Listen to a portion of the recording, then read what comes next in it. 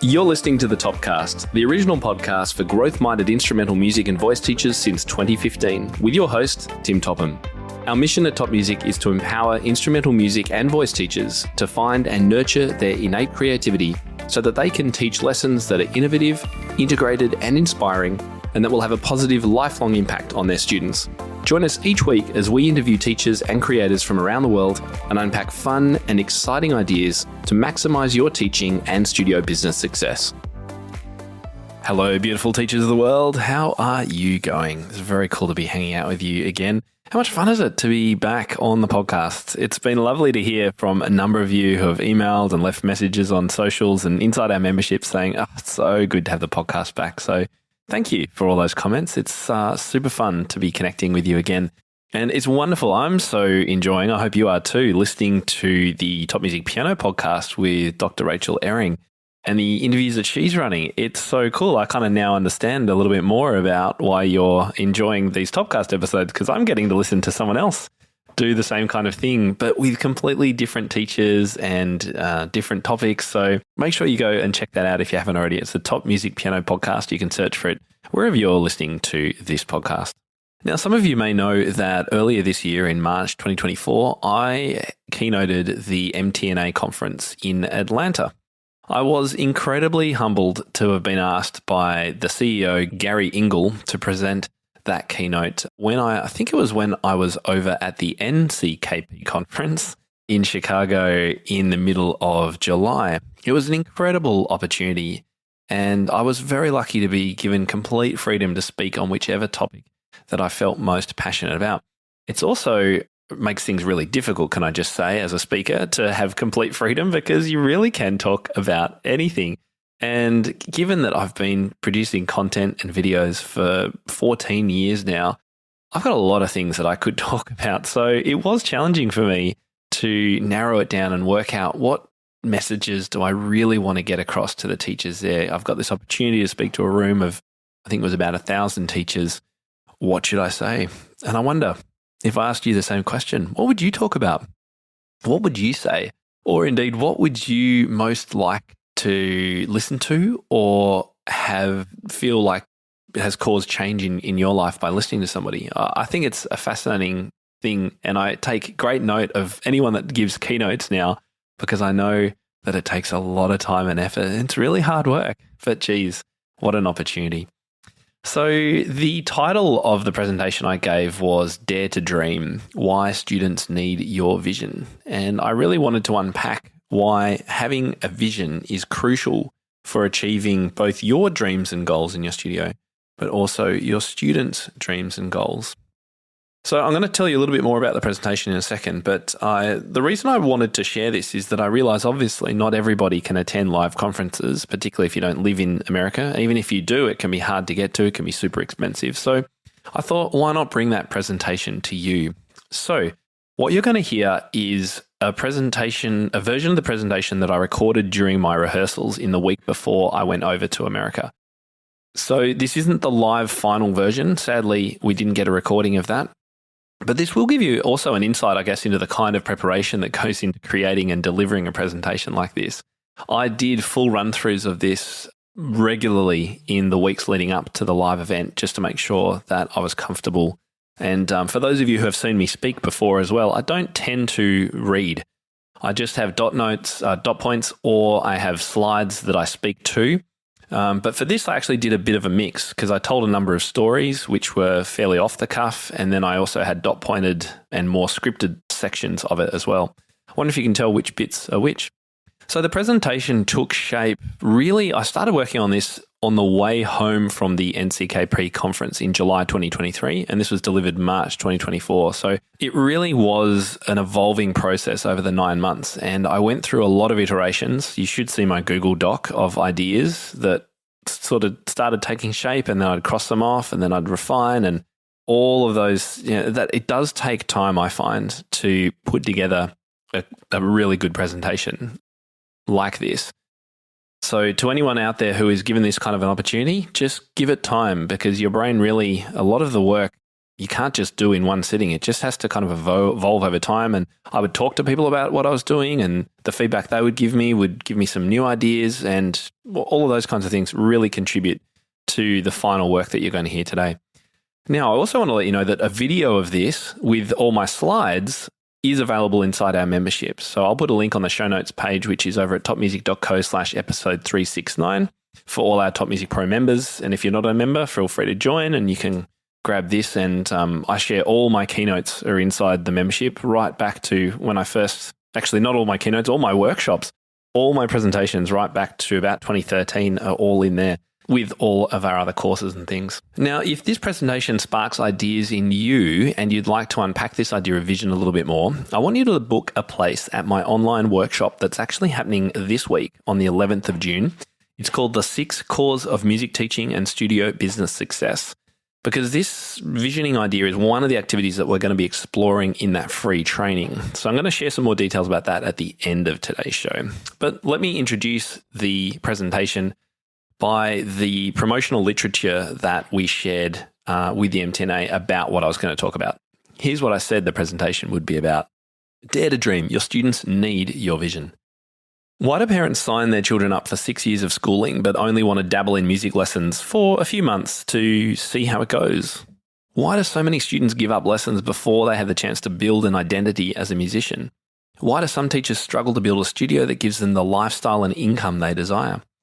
I believe one of the biggest factors is vision, or lack thereof. Schools are great at selling their vision. The final year students with immaculate uniforms getting awards on stage and getting access to the prestigious universities. Magazine and newspaper articles about the amazing things that students are achieving, celebrating achievements and award dinners both within and outside the school. Importantly, parents have their own vision for their children aligned with the school. Everyone's on the same path with a clear destination, creating young adults with morals and values who are ready to contribute positively to the world through work or further education. But what about our music studios?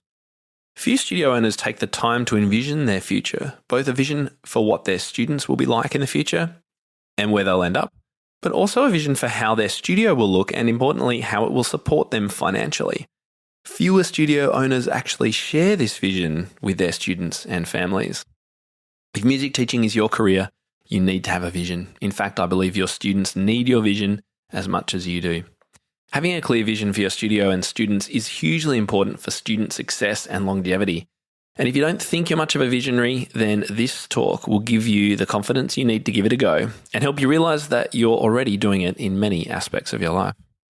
In this presentation, Tim will give lots of examples of visions, both inside and outside music, and share a 4-step framework for setting and achieving your vision, whatever that may look like for you.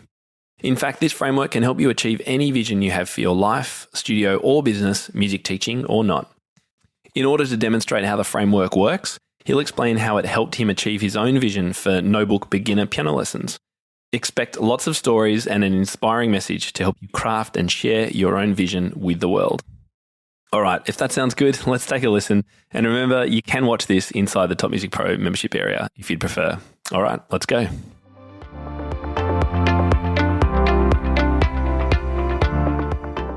Well, I'm absolutely honoured to be here today. Thank you so much for having me. Thank you to Peter and Gary and the MTNA crew for inviting me today. It's actually a bit of a dream come true, I have to say. I remember attending my first MTNA, I think it was San Antonio. I imagine some of you were there.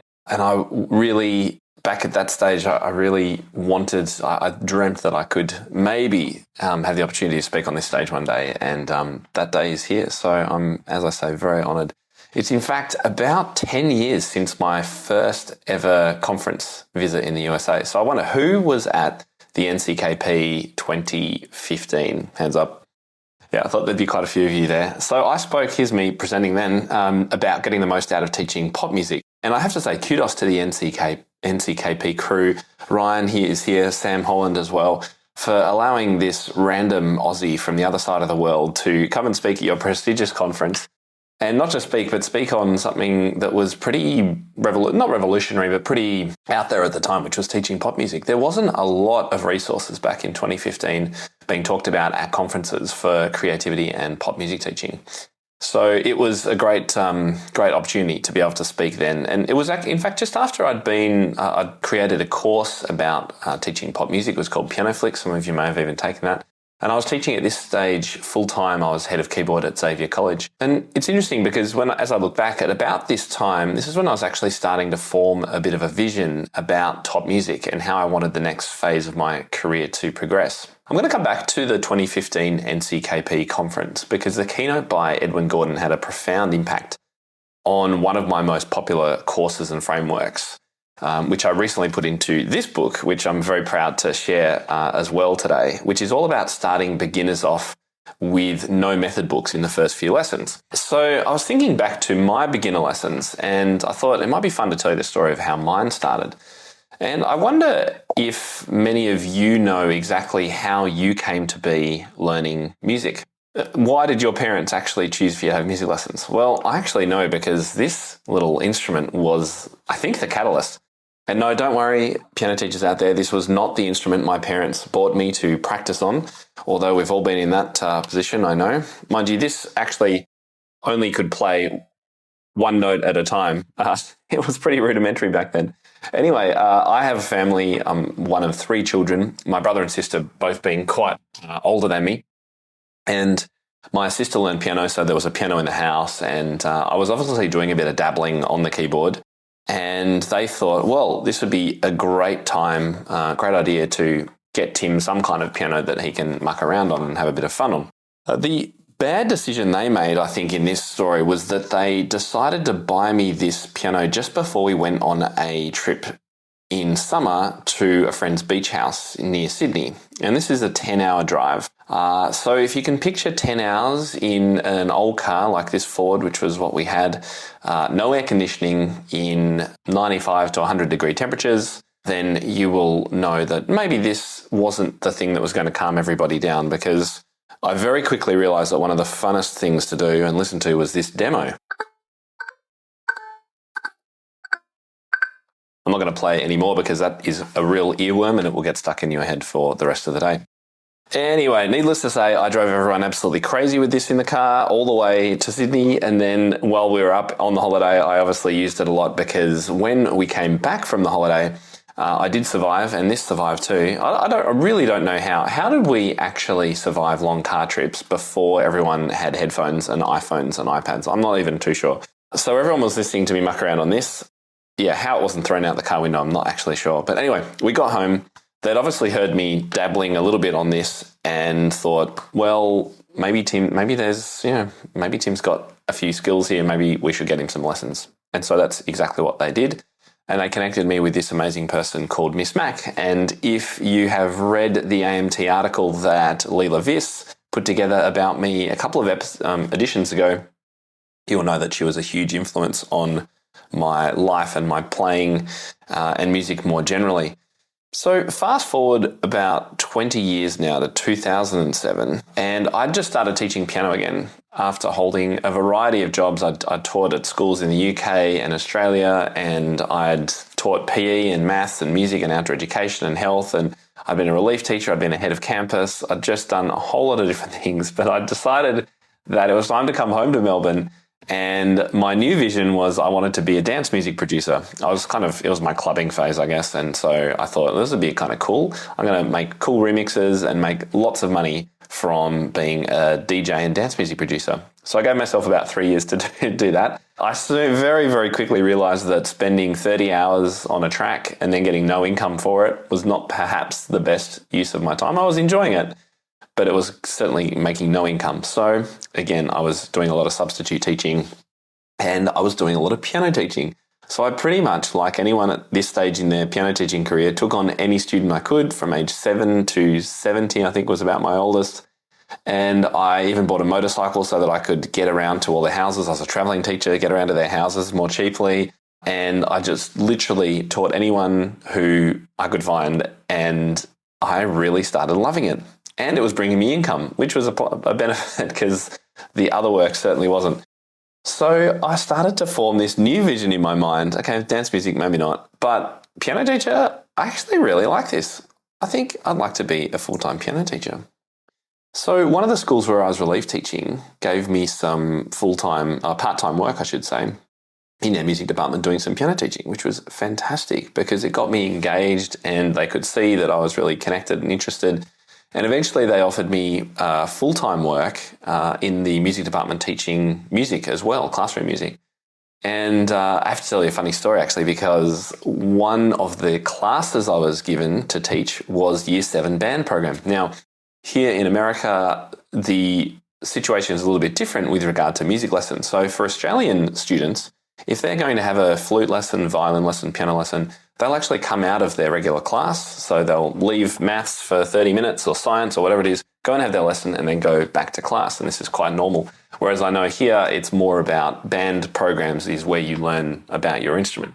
But what a number of the Melbourne schools, or the Australian schools do is offer band instrumental programs as part of the curriculum for Year 7s and even younger sometimes. So here I was involved in this program and someone said, well, would you mind teaching the trumpet and trombone? We need someone to help with that.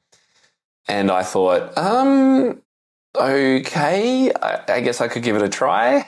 And I'd never played either of these instruments before, by the way. So I thought, all right, I can do this. Little side note, it's one of the best things to learn a completely new instrument from scratch is one of the best things for any music teacher to do because it really puts you in the shoes of a new beginner.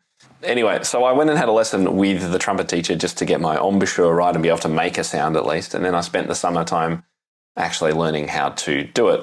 I was able to play both these instruments at a fairly rudimentary level, but I was ahead enough of the students to be able to teach them. So the new year starts and I'm put in a classroom. It was a boys' school. I'm put in a classroom with 26 boys, all holding either a trumpet or a trombone. I mean, can you imagine classroom management's hard enough, but this is all on another level. So I worked out very early on, one of the best tricks was to, at the very start of the lesson, say to all the boys, all right, guys, you've got 30 seconds. I want you to hold your instruments up and I want you to make as much noise as you possibly can. I want the headmaster to hear in his office, which was like a long way away.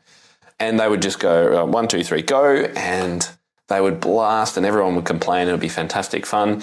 And at the end of it, they'd all be like, and I'd finally get a chance to be able to speak and they would actually be able to listen. So there you go. A little tip for anyone who might be thrown into running some kind of band class for a whole lot of Year 7s. Interesting experience, but as I say, quite useful in some ways. So around this time as well, I started blogging and recording and sharing videos about music teaching because I was finding that lots of the teachers, if they were hearing what I was doing in lessons and things, they'd be like, oh, Tim, what's that? That's really cool. Are you teaching the blues? How do I do that?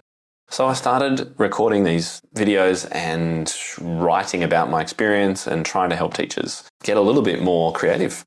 And I started building an audience. And during this time, I started to form another vision that I really wanted to be a course creator and to create a course to help piano teachers and also provide some passive income. And so I went on a bit of a deep dive into everything about marketing and entrepreneurship and automation and content and social media. And the more I did this, the more I realized that I should probably, try and connect with teachers. So I started the podcast and then I created that course, which turned into the membership. And lo and behold, as of a few days ago, we've been going for 8 years and I've been working in this for full time for about 8 years as well. So that's basically my life story in 10 minutes.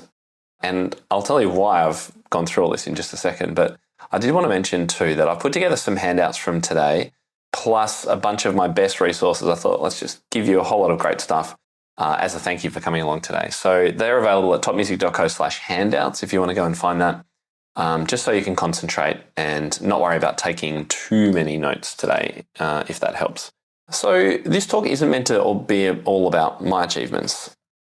I'm using these examples just to show about the power of vision and how, particularly as well, my vision has changed multiple times over the course of even the last 10, 20 years. Because one of the things that I've noticed is that not having a clear vision is one of the biggest reasons I see music teachers struggling. And it's almost without fail that if someone comes to me for coaching or one-on-one or in our membership and they're really battling and they're struggling and they're feeling burnt out and overwhelmed and not making enough money and never being able to have meals with their families and having to keep teaching bad students or families that they really don't want to have to teach. One reason I genuinely always find is true is that they don't quite know where they're trying to go, what makes their studio different, and what their goals are for their life. And these are super, super critical questions to know the answers to if you want to have a successful business. More important, this is actually essential if you're somebody who's hiring other teachers to teach for you, or admin staff, or anything like that includes other teachers. Really important that you're all aligned to a particular vision. Now, I've always been fascinated by visionary people. Now, love him or hate him, whatever you think about Elon Musk, you have to agree that he is one hell of a visionary. To put out there a vision that he wants us to be a multi-planetary species and to build a colony on Mars is about as big as visions get, I think. And I've always been inspired by this. I'm a bit of a space tragic. I love space movies. Anyone else? Interstellar, Gravity, all those great movies. I just find it fascinating. So it's been really interesting to watch that vision unfold. And I think one of the most important things we can be reminded of from SpaceX, for example, and Elon Musk is that having a great vision is one thing, but actually achieving it is sometimes painful and takes a lot of courage and doesn't always work out. And, we've seen the strategy of, okay, we need to land rockets back on Earth once they've been shot into the space station. We've seen that step sort of crash and burn, and then finally they got it, and now moving on to the next stages. So I think the things that we can learn is, yes, one, perseverance through adversity for sure. Two, breaking bigger visions down into smaller steps on the path to get there, I think is important to remember as well. Someone else who I think had an incredible vision was Bill Gates. So back in 1981, he was 26. He'd been running Microsoft for about 6 years from his basement or garage. And he said at this conference, we will have a computer in every home and on every desk. Now, those of you who were old enough to remember back in 1981 will know that that was a pretty out there statement. I mean, the thought that this would just become common, that people would all have computers, was pretty crazy, to be honest. But as we know, of course, this vision was achieved, made him an incredibly wealthy man. And now, of course, we've got the equivalent of phones in our back pockets, and next they'll be on our headset, and then what's next in our brain or something like that. I'm not really sure about that next step, gotta say. So back here on Earth, and looking at our visions, I actually feel like there are 3 visions we need as music teachers. The first one is a vision for yourself, and I think this is the forgotten one, to be honest with you. Because until we know exactly what we want to achieve for ourselves, the financial freedom, the financial goals, our lifestyle goals, until we know those, it's really hard to be able to build a studio to support those goals. So we'll come back to this one again a little bit later, but I think our vision for ourselves is often forgotten and so important. And then we've got 2 other very closely interlinked visions, one for our students and one for our studio. And we'll talk as well a little bit later about alignment, but it's just so important that our students, the vision that they have for themselves and our vision for them is aligned, and the vision for the studio too. And I know that, you will have heard, it's great to have a vision statement for your studio, but I'm hoping that today we'll think more deeply about the vision for yourself as well as your studio.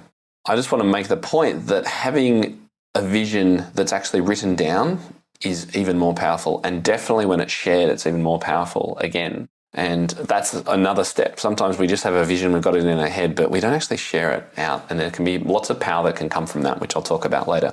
If you think just on Elon Musk for 1 second as well, he could have this vision, but if he didn't share it and bring people along who were also passionate about this vision, there is no way he could ever achieve that. It's the fact that he's shared it and he's got people who believe in it coming along with him that means he's going to be able to do that.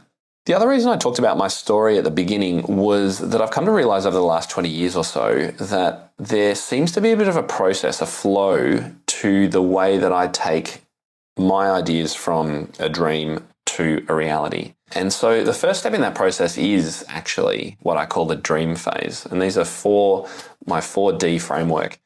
First D is dream. And it's super important anytime you're thinking about visions and the future is to have time and space to do that. You need time to ideate, brainstorm, whatever word you want to use. But it's very hard to do that when there's kids coming in and out of your studio and there's dinner to be made for the family and holidays to prepare or whatever it is. So I'm really glad that this talk is at the start of this conference, because conferences are fantastic ways for you to find the time to do that, because you're away from your usual teaching, you're away from your family. You can take the time, go for a walk. I know it's really tempting to go to every single session back to back and leave exhausted, but sometimes it's good just to grab 30 minutes or an hour here or there, go for a walk, stay in your room, and give yourself that time to, as I say, dream. The second D is a deep dive. And this is the research phase, where you do the learning that needs to happen for that vision to be realized. And if you've had kids, you will have seen them go through deep dives multiple times. My son is having a barbering deep dive at the moment. He was decided that he really wants to be a barber. And so he set it up in his room with lights and all the gear, and he even cut my hair. So a deep dive, really important phase, and one that we'll talk about again a little bit later.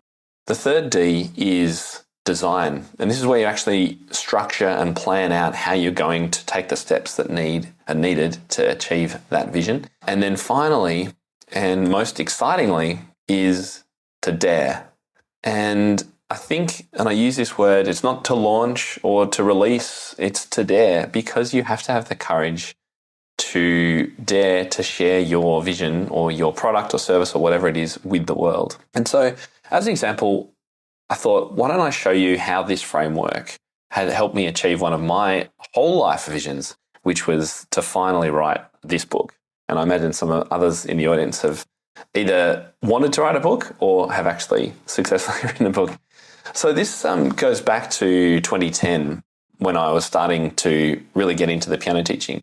And I realised that my beginner lessons were actually pretty dull. And in fact, this photo was taken at Whitefriars College, hopefully not during one of my beginner lessons, but at that very time, I remember taking it. My beginner lessons were just not that engaging or interesting or creative. They started reading from a method book pretty much straight after the student arrived. Now, I've got to say, there are a lot of method book authors and users in this room. I have nothing against method books. In fact, they are the best, hands down, the best way to teach music reading in a structured way to any music student ever invented. They are brilliant. My only argument was to question whether it's the best thing to do for a student as soon as they walk in the door of your studio. And we'll talk about that coming up. So I was falling into that trap of teaching how I was taught. Miss Mac taught me reading first lesson, and I was doing the same thing. And in actual fact, I poked fun at that in a video that I created on YouTube, which Kevin Olsen, great to see you, Kevin, has told me his favourite to share with his first year pedagogy classes. So here's the first 25 seconds of that video. Hey, you must be Lucas. Come on in. Which piano do you want to sit at? You can sit at this one here on the right. Beautiful. Are you excited for your first piano lesson? Great. Well, let's start learning to read. Come and have a look at the book. We're going to start to learn G. Of course, I mean, it's even more of a joke, because who starts learning to read with G? We all start with C, don't we? Now, I was thinking, we only get one opportunity with students to capture that enthusiasm and excitement that happens in that first lesson. So it just didn't feel quite right to me that so much of my teaching was really quite positive and engaging and inspirational, but my first lessons really weren't. I just felt like I had to do this reading thing. And I wonder if some of you feel the same way. And what I found out as well was that 99% of teachers were doing the same thing. And so I was really questioning, why are we all doing this? What would a student's first music lesson look like if reading wasn't the primary focus? So I started to dream about this question and dream about something radically different, something more creative and fun and flexible, something that incorporated all the best research and practices about musical engagement. And I dreamt about sharing whatever I learnt with the other teachers who were on my list so that they could hopefully do the same thing. So that was my D, dream stage. So back to my story from the start, the 2015 NCKP, for those of you who are there, the keynote speaker was to be Dr. Edwin Gordon of music learning theory. Unfortunately, he was unwell, so Dr. Scott Price, who's also here, read it out for us. And it was really inspirational for me and really came at the right time, I have to say, because I was thinking about this, how should we do this better? And for those of you who aren't too sure, music learning theory is all about the language acquisition model of learning music, which says that we should be teaching music reading in a similar way to the way children learn language, which is to say the first thing they do is they listen, lots of listening, and then they start babbling and making sounds, and that's like improvising on an instrument. And then the sounds come together into words, and then the words become sentences, and then we can start communicating. And then eventually down the track, they'll learn to read and write. And so, if you put it into perspective, you could never imagine saying to a young child, no speaking. You need to learn to read first. No, don't say anything until you've learned to read. No speaking. I mean, it just is ridiculous, right? And this really set me down a path of my research, which was, of course, my deep dive. Who are my music learning theory fans in the audience, by the way? Give me a yeehaw. No, just wave your hands.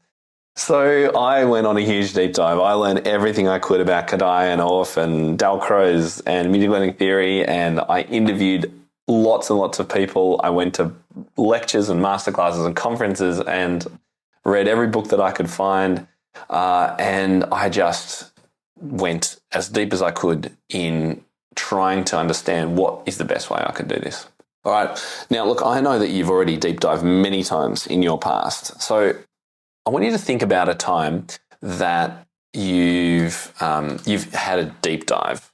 Now, it doesn't have to be in music. It could be that you really got into crocheting or knitting or cooking or Zumba or whatever it is. And when you went really, really deep and you wanted to learn everything you possibly could about it. I've had periods of my life being infatuated by golf and then hydraulics and lasers and all sorts of different things. There's something that comes from getting engaged in something that you're really passionate about that is really motivating and exciting. And that's what this deep dive phase is all about. And as I said, you'll see your children go through it if you have children all the time. So I then, after my deep dive, I started thinking, all right, how can I actually put this together into some kind of plan that I can use with my students? So what I decided to do was create a 10-week program, that's one term in Australia, for ages 6 to 10, average sort of age of starting. And I wanted it to be a really structured, sequenced program that I could use and the teachers could use to take a student from that very first lesson up to let's start introducing some reading now.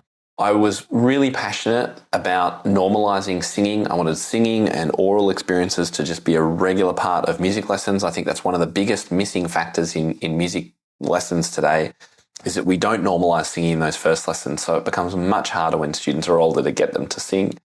I wanted it to be full of improv and creativity. And I wanted to really hone in on some of those musical fundamentals that are often missed if we go to reading too fast, like listening and clapbacks, tapbacks, rhythmic patterns, melodic patterns, tonic and dominant relationships, listening to home keys and harmony, all of those things that we eventually get to, but we should really do right at the start. And ultimately, I wanted the program to build imagination, curiosity, and creativity in the students. So I put this program together and I thought, okay, I reckon I'm ready to give it a dare. So last step is to put that vision into action. And so I dared to try my new program out with this kid here called Josh. And I think, I was a little bit nervous because, I was already suggesting teachers do a lot of things that maybe weren't all that common at the time with the creativity stuff. And to now say, yeah, just don't worry about your method books for a little while. Let's do something else. It was really easy to feel like, oh my goodness, I'm breaking all the rules. This is wrong. I'm going to ruin my students for life. But ultimately, it was a huge success. It was heaps of fun for me and for the student. No more boredom of sort of, better get out the regular method book. It was just imaginative. And most importantly for Josh, I could see over the forthcoming 2 or 3 years that those fundamentals we'd built in, like the singing and the understanding the difference between duple and triple meter and some of the harmony and the chord work we'd done, made him a much better student than some of my other ones who had started with just that reading from the very first lesson. So there was definitely only benefits from it. So I thought, all right, my next dare, I need to dare to share it, create a course and share it with other teachers. And then the next dare was, well, I've got this amazing friend, Nicola Canton, who's great with younger children. Why don't we create a preschool version of this for ages 5 and under? She did that. And finally, the culmination of all of this vision has been to create the book about it, which I was finally able to do last year in order to try and get this concept into the hands of as many teachers around the world as possible. And it's worked. Notebook Beginners has now been used by over 1,000 teachers since I first created the course and the framework back in 2018. And this is the kind of success that I want to have for you in achieving your vision. I love this quote from Sir Ken Robinson. If you're not prepared to be wrong, you'll never come up with anything original. That's why that step, that dare step, does take courage. You have to be prepared to be wrong and in order to make changes in the world. And so I mentioned Elon Musk and Bill Gates a little bit earlier, but now I want to change gears and share some visions of teachers, much more like you. Over my 370 or thereabouts podcasts, I've been able to interview a lot of teachers, many who are working towards amazing visions, either in their studio or indeed outside it. And in fact, there's many of you in the audience here today doing incredible things with really strong visions. And you only have to go to the exhibit hall to see lots of our teacher colleagues enjoying and working towards their vision.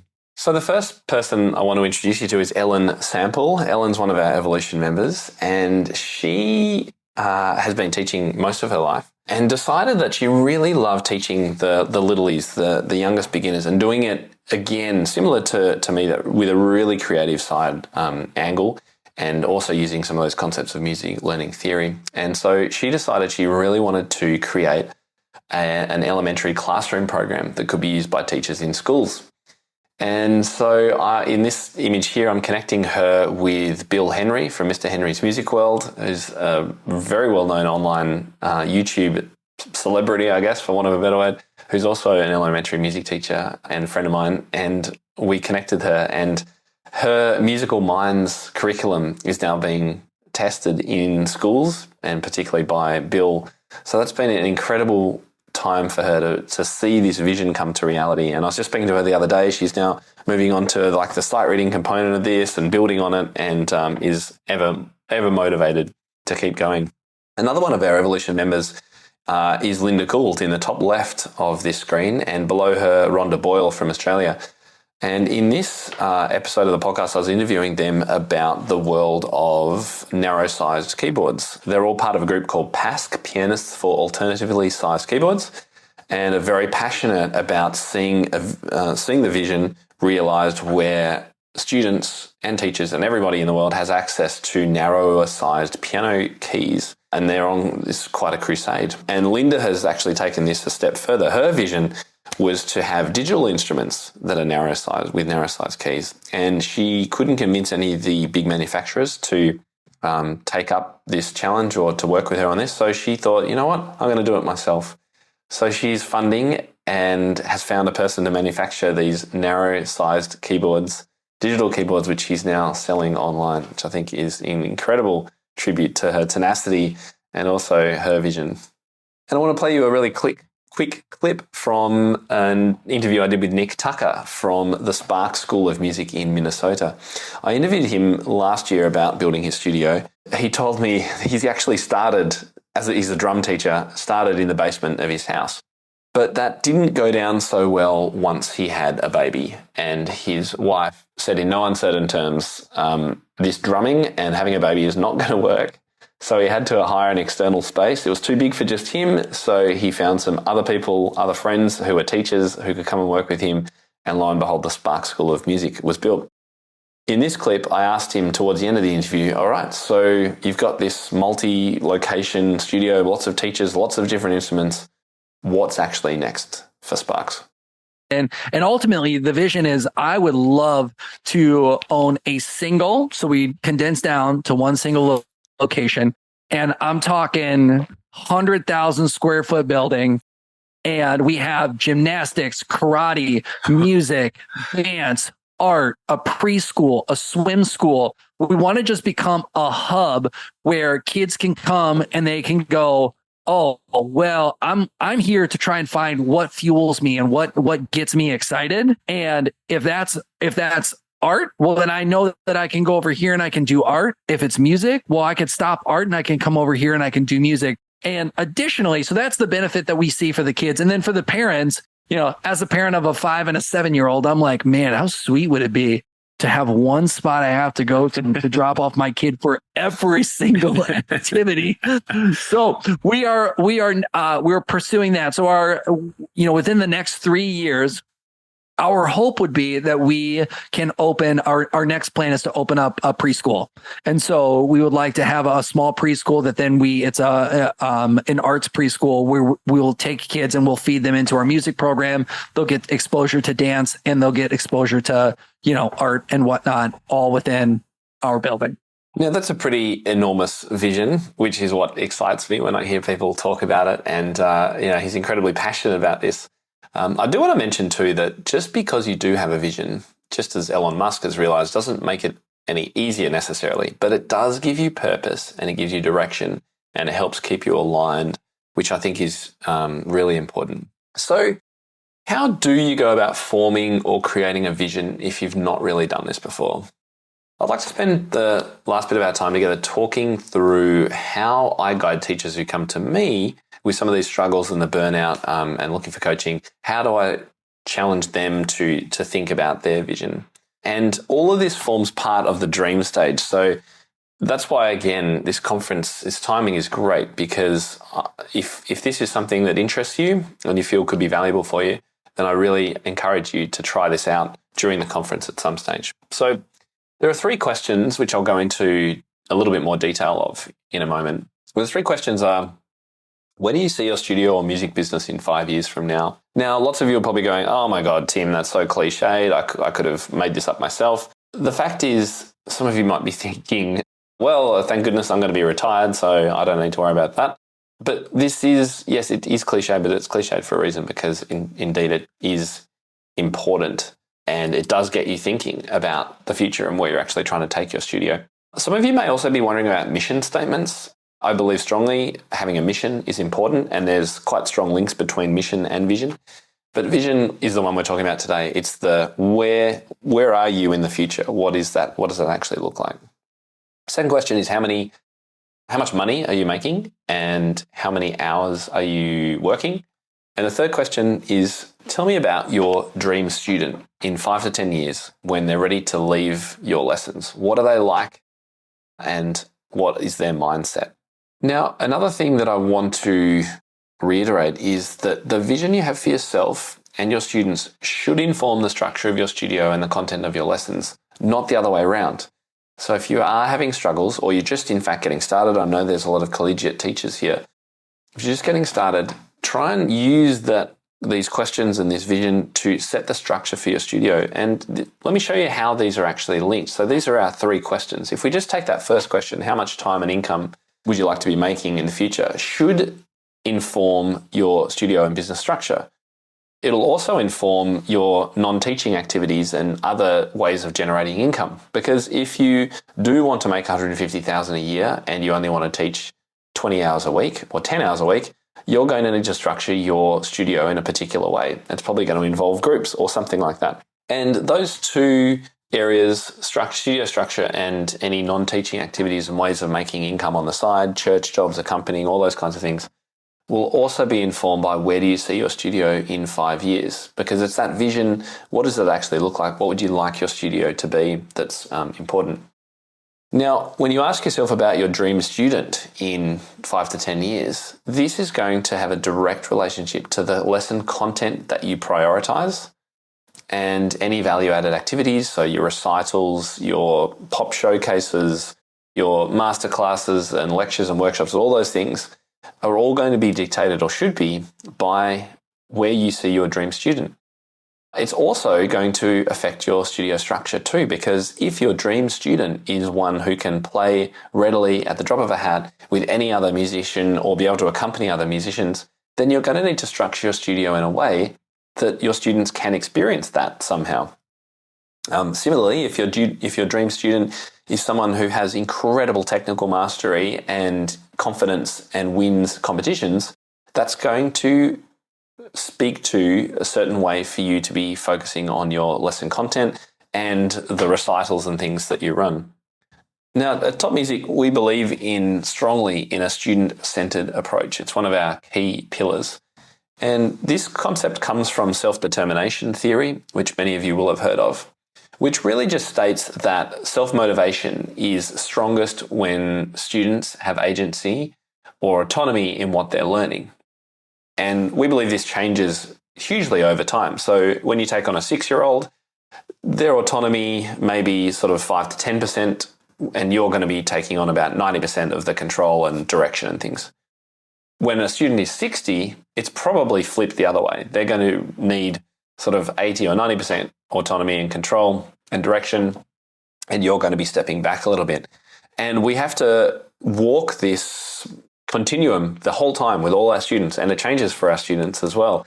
It can be a real challenge, particularly in the intermediate years. And in fact, if you grab the handouts for today, one of the ebooks I'm going to be giving you is all about getting through what I call the intermediate wilderness and setting up the intermediate curriculum, because I think it's a real challenging time.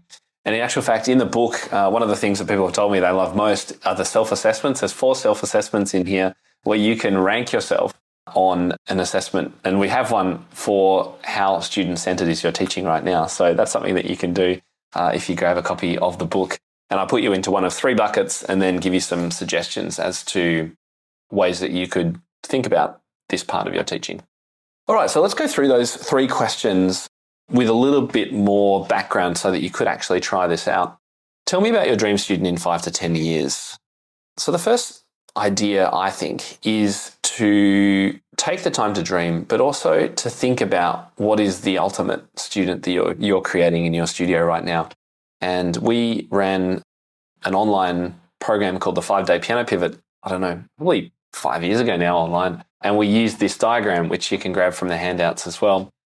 And we've had lots of teachers fill this out and take the time to really think, what is the priority? What is the mindset? What do I want these students to be able to do?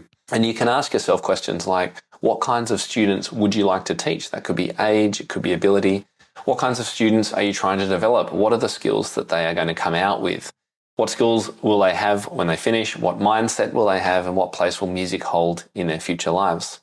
This means that if your focus is that a student can confidently perform a 30-minute solo recital playing classical music of the masters, that will be a very different teaching approach to someone who would like their students to be able to play lead sheets and gig in a church band, of course. So this is why I think having this vision is really important. Another thing to consider is the alignment. I mentioned this a little bit earlier. Your vision and your students' vision for themselves needs to have some kind of alignment. Do they see alignment in what you're trying to achieve for them as well as what they're trying to get to? And if you want your students to hang around, they need to be aligned with your vision, but how can they be aligned if you don't know what your vision is? So I see it as potentially you can easily go in 2 directions here. We obviously want to bring these together so that we're all heading in that same direction. Now, just as I, at the start of this presentation, was talking about all the different visions I had and the different things I've been doing, you guys all talked about your deep dive earlier. We all change over time. And particularly kids, the ages of 10 to 20, so much change going on in their lives. So their vision for themselves will necessarily change over time. And so one of our challenges as teachers is how do we actually navigate that? How do we go through it? How do we keep alignment even when they're doing this kind of thing so that we're not going in opposite directions? Because that tends to be when students drop off. So the other question was, how much money are you making and how many hours are you working? And I know it can be a little bit icky to talk about money sometimes, but that's what we're all about. We are a business. We are a money-making enterprise. Yes, we do it with passion and joy and something that we're very interested in. But ultimately, if we're not bringing in an income that supports that vision for ourselves, then it's not going to work out, probably. So here are some of the questions that you could ask yourself here. What monthly or annual income would thrill you? How many days or hours would you like to be teaching? How many students will that require? And how will your studio or business allow you to best achieve the vision you have for your life? Super important question. How can you make sure that your studio or business will allow you to achieve the vision you have for your life and not just your students? And I want to shout out to Clinton Pratt, who is here. He has a few calculators on his website over at pianosensei.com. And I really like the reverse tuition calculators, because what this allows you to do is put in an amount that you would like to earn in a year and then work backwards from there. How many sort of student lessons would you like to give at certain hourly amounts? So 30 minutes, 45 and 60 minutes. And then it will spit out how many teaching hours per week that would be and what the cost would be for the student. All of this, I think, is just really useful because, oh, by the way, there's also group teaching calculators on there. So if that's something that's of interest, you can definitely go down that path and explore that as well. And this is crucial because if you do want to bring in 100,000, 200,000 or something like that, there really only is a few options for you. You can hire other teachers to work for you and bring in some financial independence potentially for yourself, or you can teach in some kind of group teaching format, or you can charge incredibly high rates, but that's not always possible. I mean, there's a few different ways to do it. If you start to think, okay, my vision for myself is, this is how much money I need to live comfortably after expenses, but I only have this many hours to teach, well, maybe I need to restructure things a little bit. So that brings us to the last question. Where do you see your studio and music business in 5 years from now? So many of us kind of fall into teaching at some stage, often when we're young, when we're asked to teach the next door neighbours or the kid down the road or whatever it is. And so over time, we kind of just evolve, don't we? We just keep teaching, and this is where sometimes people will come and find me online and say, hey, I'm stuck. I don't know what to do. And oftentimes it's because we haven't thought through these things. So I want to really suggest that you think carefully about this. A few sort of tips about this one. One question you can ask yourself is, why do your students sign up for lessons with you right now? What is it about your studio that attracted them to you and not somewhere else? This is particularly valuable if there is a fair bit of competition in your area, and you can actually ask your students or their parents about this. What is it about your studio that made them sign up with you? If you're the only teacher in a very small town, then it may be because there was no other option, but it's still a really useful question. Another one, some other questions you might like to ask is, what's your biggest teaching passion? I absolutely love teaching transfer students, adolescent transfer students. I just take great joy in taking them on a completely new journey from where they've been before with teachers. That's my biggest teaching passion. What sets you apart from other teachers? What are your non-negotiables in teaching? What are those things that really must happen for you to feel like you've been successful? And then what's the core product you're actually delivering? Airlines, their core product could be seen as transportation, but could also be seen as reconnection and relationships. So what is the core product you're delivering? Another way to look at things is via a dream studio exercise, which is to ask yourself, what would your studio look like if you could design it from scratch? Start absolutely afresh. And again, I've had lots of teachers work through this and question exactly how would they structure it from the start if they could do it. And to all of you in the room who are collegiate and just starting out or just done a few years of teaching, you have a great opportunity here to set yourself up for success. It was fun hearing Philip Johnston, the author of Practice Revolution, Practiceopedia, lots of books. He keynoted my conference in Melbourne in 2020 and gave a presentation called the $100 Million Studio. And he challenged teachers there to think, what would you actually do if you were given $100 million to build your studio? Would it end up looking something like this and be amazing? Or would you put money into other areas? Plus, the biggest question there is, well, what is your vision for your studio? Where do you want to take it? So I want to give you some actual concrete examples of some visions from studios around the world. And I'm going to start with Nate Shaw over at the Brooklyn Music Factory. I'm actually catching up with Nate next week, which is very exciting. His vision for his studio is that we are a game-based collaborative program that is focused on creating confident songwriters. So if you were a parent of a child who was very into classical music and you wanted them to perform at a high level and win competitions, would you be sending them to this studio? Absolutely not. All of his students and their parents would know exactly what they're going to get from this. They're going to get students who can write songs in a game-based environment that's super collaborative, and they're going to be jamming and playing all the time together. Really, really clearly laid out. The Melbourne Piano School is different again. Their vision is that we believe that music lessons should be accessible to everyone, regardless of background, ability, or financial situation. Our community-driven approach and diverse team of teachers aims to make piano lessons within reach for anyone who has a sincere desire to study with us. We are pleased to partner with the National Disability Insurance Scheme to offer piano lessons and music therapy services to individuals with a disability. Again, very, very clear in their vision and who they're trying to serve. Here's a completely different one from Angel Music Studios in BC, Canada. The vision of Angel Music Studios is to see human beings take flight. Love in the form of teaching music encourages people to journey towards a new way of being through song and music making. Somewhat more esoteric, but I'm absolutely sure that it would appeal to some teachers and students and parents. And then Reynolds & Co., who are based north of Sydney in Australia. We believe our lesson structure at Reynolds & Co., with our focus on improvisation and composition, as well as technical exercises using whole brain activities, strengthens our students to not only become creative musicians, but more importantly to become creative thinkers, which will help them with the challenges and opportunities they encounter throughout their lives. Now, this also leads me to marketing. It was really interesting looking at some of these visions and finding the link between the branding, as you saw of these pictures, and the visions of the studios. And so I want to just mention that another really powerful aspect of having a strong vision is that other things in your business can really fall into place.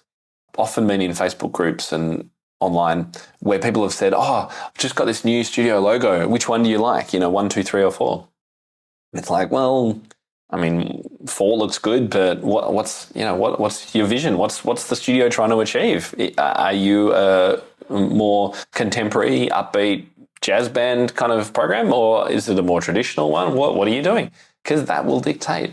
And so having a vision will really start to answer some questions for you about how to brand your site, website, what logo and fonts you should be using, your social media, the content you're putting out, and the marketing in general. So getting clarities in this area can really start to help you differentiate yourself as well. And that is super powerful too. So I hope I've made a bit of a compelling case for the value of having a vision in your studio. So you've got the framework, there are the 4 Ds, you've seen the examples, and you've got some time to dream this week. So I encourage you to go and give it a try.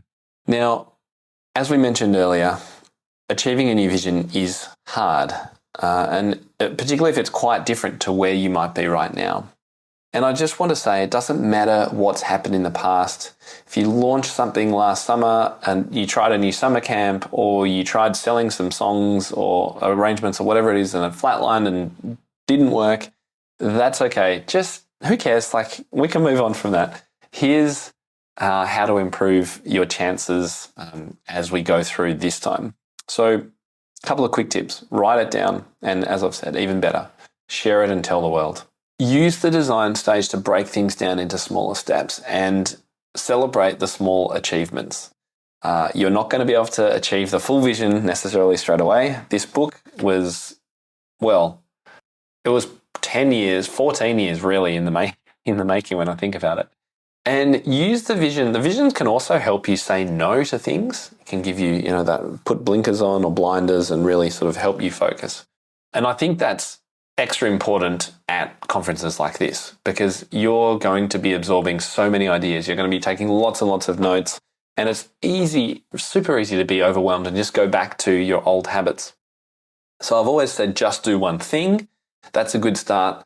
But again, having that vision can also help you refine all the ideas that you're making or taking in and really decide which ones are important at the moment. Because if that vision says, I really need to potentially look at charging more or hiring teachers or teaching group classes, then you can start focusing your energies on, okay, I'm going to explore this area a little bit more.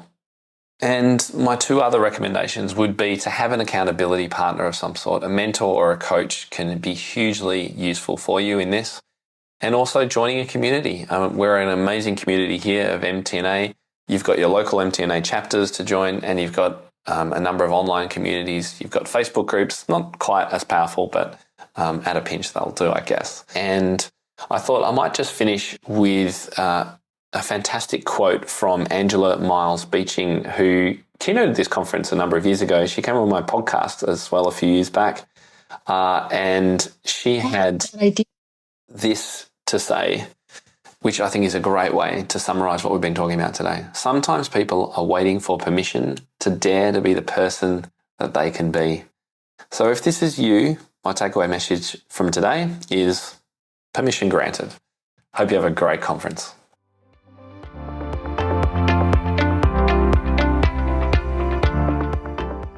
Well, I hope that sparked some ideas and thinking for you. And thanks for putting up with what was a rehearsed version of it. It wasn't quite the final version, and I have to say it did improve in the final few days before I actually presented. And then, of course, the adrenaline and the buzz of the room does make you give an even better presentation on the day. So I hope those of you who might have actually been in the room with me and watched it live might be able to see that growth in the last few days before I presented.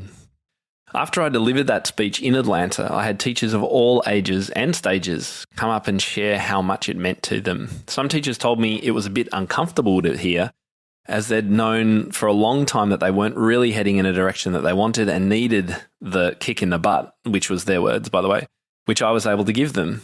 From teachers questioning whether they need to change up their approach and take a new direction, to others working on side hustles and wondering if they should go all in, and others juggling full-time work in schools or corporate and wondering if it's actually time to set their vision on a home studio and make it a reality. It was just fascinating how this speech enabled them to get inspired and thinking and considering. And thanks to all of those teachers who were there live, who came up to me and shared those thoughts with me. It was wonderful to hear. Hopefully you got some of that same sense as well. Now, as I mentioned at the top of the show, if you'd like to explore this area of your studio business in more detail, in a live workshop with me, then do come along to my free live training this week. It's on June 11. It's called The 6 Cores of Music Teaching and Studio Business Success. Discover where to focus your time and energy for maximum impact. And during this event, one of the activities we'll be doing together is a visioning exercise to start you on the path to working out your 3 visions as per the keynote, as well as unpacking what the 6 cores are for you and your teaching studio business. Now, in order to give as many teachers as possible the chance to take this workshop live, I'm going to be running it at 2 time zones at 2 times during the same day as a repeat to make sure that you can try and come along. So head to topmusic.co/workshop to see the times in your time zone and then choose which one you want to reserve your spot for. Now, it is a workshop, so we're going to be providing a short 2-page handout, which I'd love for you to print out, come along with a pen and a highlighter and an open heart and be ready to join in the discussion and share your thinking and take action. It's going to be super fun. It's not going to be heavy at all, but it's going to be meaningful. And I guarantee that you'll take away some new ideas. So that's at topmusic.co/workshop. I look forward to seeing you there. How do you keep up to date with all the latest trends and research into music education? How do you connect with other teachers around the world and make sure your teaching stays fresh and relevant for students of all ages and stages, both now and into the future? I created our Top Music Pro membership to be the one-stop shop for music teaching resources, training, support, and community, and I'd love for you to come and join us inside. With over 40 comprehensive training courses, hundreds of teaching demonstrations and lesson plans, free monthly sheet music, discounts, and all the business and pedagogy support you could ever need, Top Music Pro is the community you've been looking for. If you're ready to level up your learning from the podcast and join thousands of other teachers in our global network, head over to topmusicpro.com today. If you enjoy this show and want to hear more of our work, be sure to subscribe to this podcast wherever you're listening today. For links and resources mentioned in this episode, visit us at topmusic.co/podcast or check out the show notes. I'm Tim Topham. Thank you so much for listening. Enjoy your week ahead, and I'll catch you next time.